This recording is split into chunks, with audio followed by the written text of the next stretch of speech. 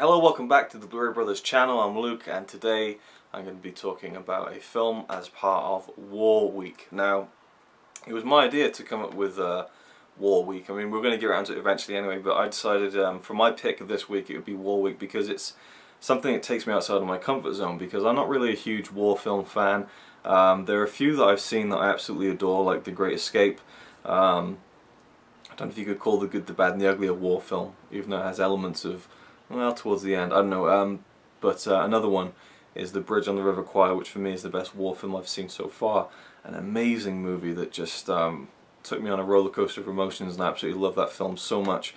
But I want to talk about one which is a bit kind of out of the box, I think, but it is a Civil War film, and an American Civil War film, and it is The General. Buster Keaton film from 1926, and it is one of my all-time favourite films. It's in my top 10, so I thought it would be good to talk about it because it's one of my favourites and I have a lot to say about it. But this Sunday I will be doing a first watch to, again, broaden my horizons a little bit and go outside my comfort zone of films, because I don't really go to war films that often. But The General is a comedy film. You know, Buster Keaton, one of the great comedy stars of the silent era, made this film, and he is a huge kind of fan, or he was a huge fan of train engines, locomotives, and you can see that in in many of his films that he was a huge lover of trains, and I'm a huge lover of trains. I mean, I grew up watching Thomas the Tank Engine on TV, but I used to collect little badges, I think they were, little tiny miniature trains, and I just loved them, just the real trains, not just Thomas the Tank Engine with a face on it, but real steam engines. I went up to North Wales when I was a young boy, and went on a steam train, and I just loved steam trains. I don't know what it is about them that I just loved. Never really kept up that enthusiasm and passion for it in later life, but I've still always had a soft spot for trains, and this film just appealed to that side of me immensely. Buster Keaton stars as Johnny Gray, who's a guy who is a train engineer of a train called the General. So the title refers to a train, not an actual military general.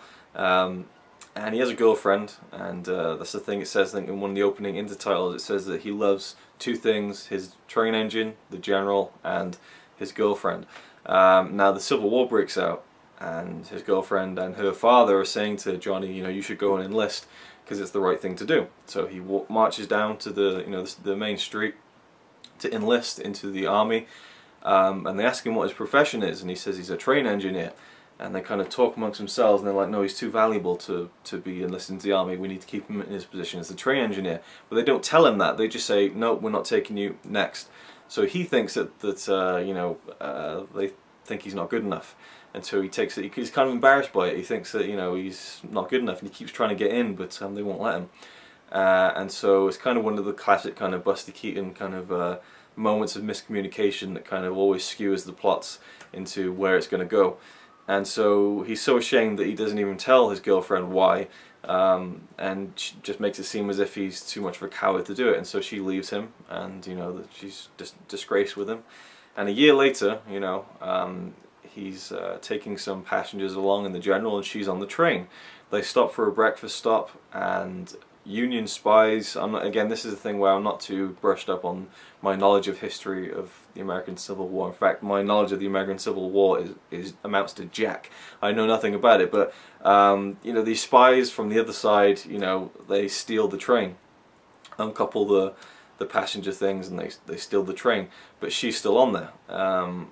And anyway, so Buster Keaton as Johnny Gray, he sees the train going off, his beloved General, along with his beloved former girlfriend, and he goes running off after the train on foot, chasing it down the train tracks, and thus begins the main part of the film, which is a massive chase between Buster Keaton and the General. And he's all modes of transport. He gets on a bike at one point, he gets on one of those kind of carts where you kind of pull the thing up and down and it goes along the tracks, and then he commandeers another train, and this just amazing movie-long chase sequence takes place, and there's so many great little moments in it.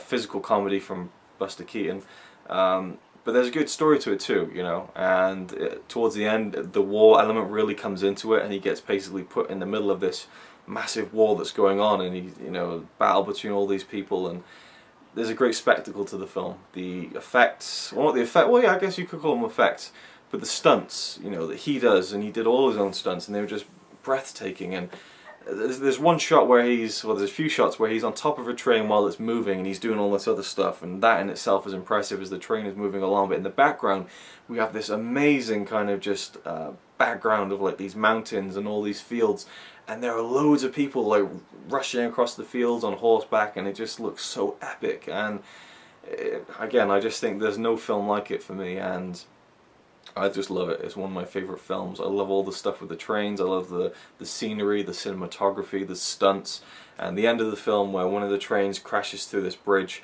into a river, which was done for real and is the most expensive shot in silent film history. It is just one of the most spectacular shots in film history for my money.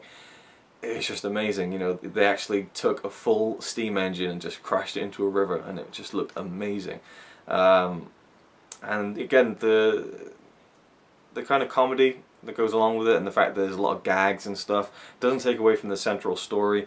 And there's always, for me, something a little bit more relatable to you know, Buster Keaton's stand-up persona as opposed to Charlie Chaplin's kind of tramp character. I just think that the way that Keaton reacts to the things around him, he's very deadpan. You know, you never see him smile in his films, and you know, something happens and he's just got this kind of quiet determination behind him, and he just keeps on going, and it's kind of just something about him to me that is just really appealing, and this film just encapsulates everything about him that's great. It's definitely his best film, very closely followed by Our Hospitality, which also has a big train sequence in it, but this one really is just standout and spectacular. And the Blu-ray is probably one of my favourite Blu-rays that I own. I just got it recently. I'll be talking about that in a video on my channel, but a great Blu-ray. I don't know if I should really talk about it. Okay, it's a Kino Video, or Kino International, Blu-ray release. They've released his films on DVD and now Blu-ray, and they've released most of his main theatrical films on Blu-ray from the 20s, and you know, from what I've heard, they're all great. But I think this was the first one that came out in like 2009, something like that. And after this, every film they released from him on Blu-ray was like an ultimate edition, like a slipcover or a slipbox, and it's just a shame this one doesn't have a slipcover or anything like that. It's just a really cheap, really you know, light as a feather kind of release, but still, it's the disc content that counts, and this one I'm going to be reviewing now is the Blu-ray, but I wish the packaging was a little bit better, and the film like this definitely deserves great packaging. I love the front cover, I think it's great, but there's another image that I think really would have suited it, and that's the one of him on the cow catcher looking up, the great promotional shot from the film. But yeah, I think this Blu-ray is well worth anyone's money. If it'll focus, it probably won't because I'm not really doing this on the table or anything. Maybe I should do that. I'll take you down to the table and I'll show you the Blu-ray and I'll talk about the special features. Okay, so here it is up close. You know, I do like the image on the front. I think there's better ones they could have used, but again, this makes it seem like quite a boring film when it's nothing but boring. It's very exciting and a lot's going on. And actually, if you can see the image on the spine, that's kind of the main one I was thinking of, where he's kind of lying on the cow catcher, which really kind of sums up the film. Again, got another cool shot there with the cannon. But here's the back cover. If my camera will focus. And again, I love the wood panel effect behind all the text, which is used throughout the intertitles in the film, which gives it a very unique feel as well when you're thinking about kind of just the color palette of the film, I guess, and the sepia tone throughout. That really just gives it a much better feel, I think. So we have there US 1926, color tinted, 78 minutes, full frame, aspect ratio, and all the credits, written and directed by Buster Keaton and Clive Brookman. And then just some other stuff here. This is region free, so if you're anywhere in the world, you can get this from Amazon.com and it will play in your player. And let me just say, the film print looks fantastic in high definition, just amazing. And here's some of the special features. There's 3 musical scores to choose from. I just went with the Carl Davis one. But I'll definitely be checking out the other ones, and I'll show you some of those options and how you can get information on them when I show you the disc menu. Video tour of the Authentic General, presented in association with the Southern Museum. A man who works there gives us an 18-minute tour. Well, not really a tour, but kind of a summary of the history of the real life, the General locomotive, which is still intact. It's been rebuilt many times over the years. But he actually is there in the Southern Museum in Georgia, and he talks about it. He takes us inside the actual engine itself and shows us how it works, and talks about again just the whole history of the real life story that inspired the film, which is really incredible. and yeah, he did a great job just kind of summing it all up. And also he briefly discussed how Buster Keaton approached the people who owned the train at the time in Georgia, I think it was, or somewhere, I'm not quite sure, wherever it was at the time anyway, 1926, and he asked them if he could use the real-life General engine for the film, and I think they were going to do it, but when they found out that he was making a comedy film about the story of the General, a lot of the people who were kind of in the town where the train was kind of kept were very unhappy about it, and they voiced their disgust at the fact that the that great story in this, you know, American Civil War kind of well, story, I guess, was going to be turned into a comedy. They did not want it to happen, so they would not let him use it. So then the guy also talks to us about what trains Buster Keaton did use and how authentic he really made them by taking off the new parts and putting on old ones to make it, again, as close to how the General was back in the 1800s. So that's really cool. Then we have a tour of the filming locations presented by John Bankston, author of Silent Echoes. I was expecting a bit more from this. I thought that we'd actually see someone, you know, kind of giving us a tour on location, but really it's just pictures. And I've seen the video online before as well, but I'm really glad that it's included on the Blu-ray. And yeah, the John Bankston, author of Silent Echoes, he really does a lot of stuff with silent movie locations, and it's a good piece, and it does show you what the locations look like now in Oregon, where it was filmed, in comparison to what it looked like at the time of filming.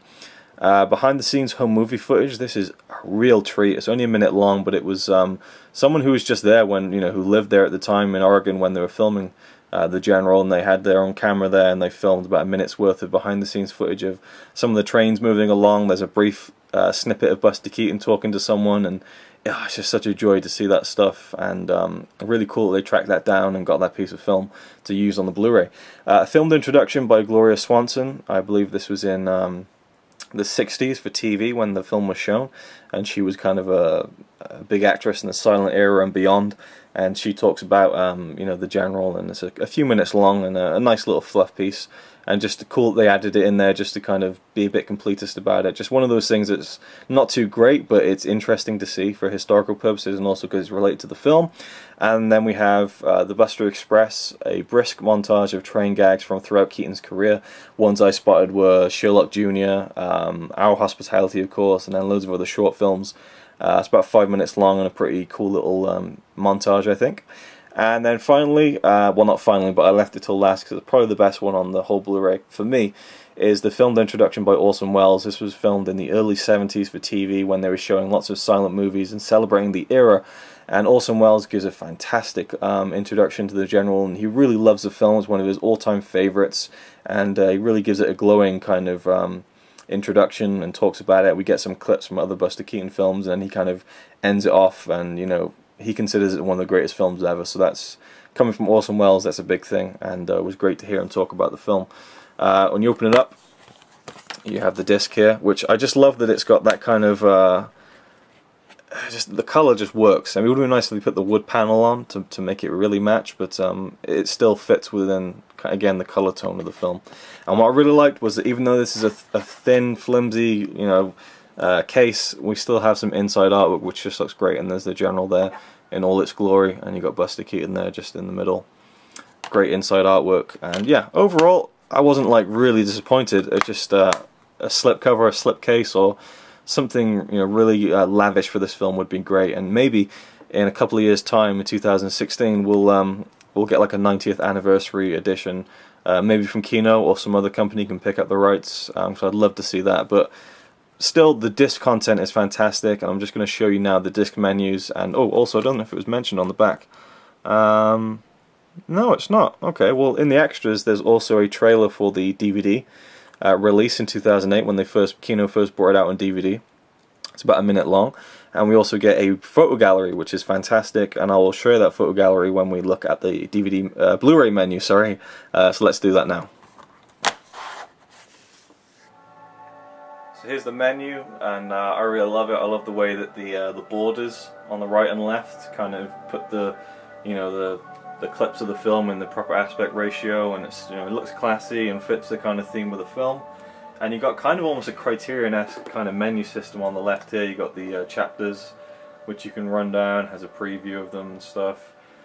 the extras and the audio, which is great. You have 4 choices of score, or 3 choices of score. The Carl Davis score, recorded in 1987, is presented in 5.1 DTS HD master audio or 2.0 PCM uncompressed, and then the other 2 are presented in 2.0 Dolby Digital.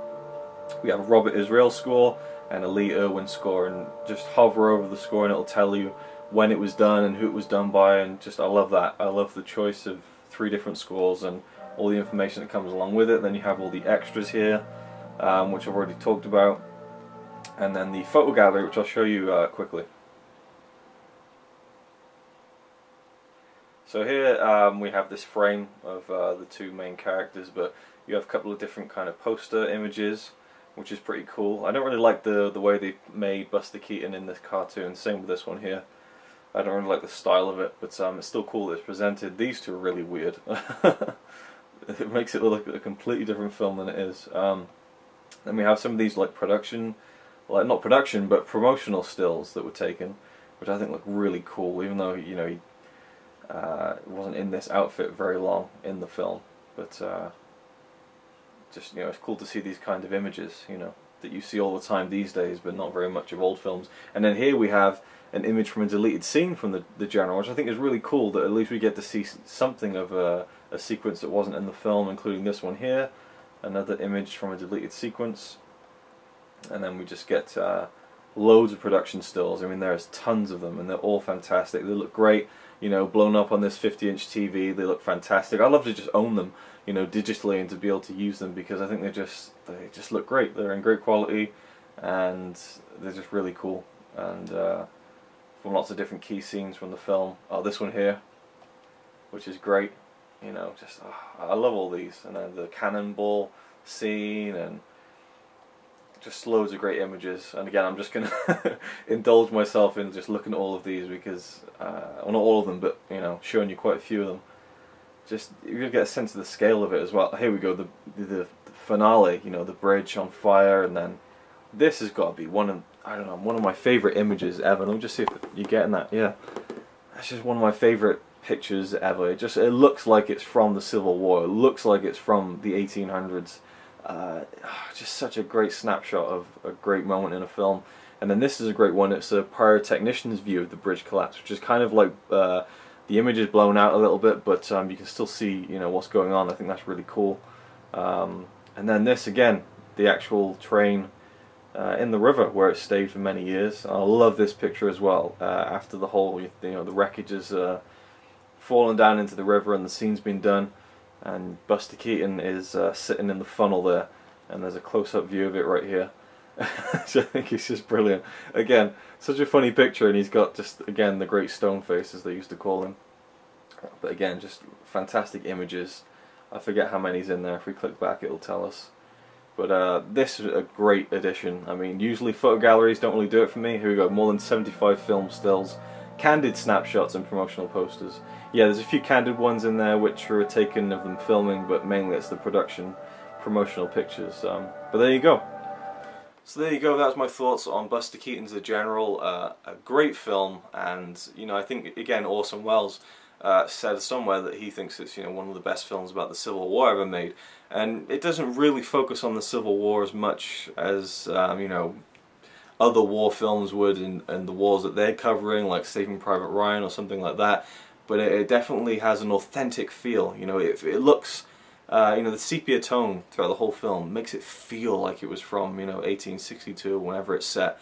It just looks brilliant. I love it. It's an amazing film. You should definitely go see it. Hope you enjoyed the video. Look forward to Ryan's video on Friday. He's got a war spectacular coming up. He's very passionate about the subject and the topic of war films, and he's got a very special video planned, so I hope you check that out on Friday. Thank you for watching. Let me know if you've seen this film, what you think about it, and we'll see you next time.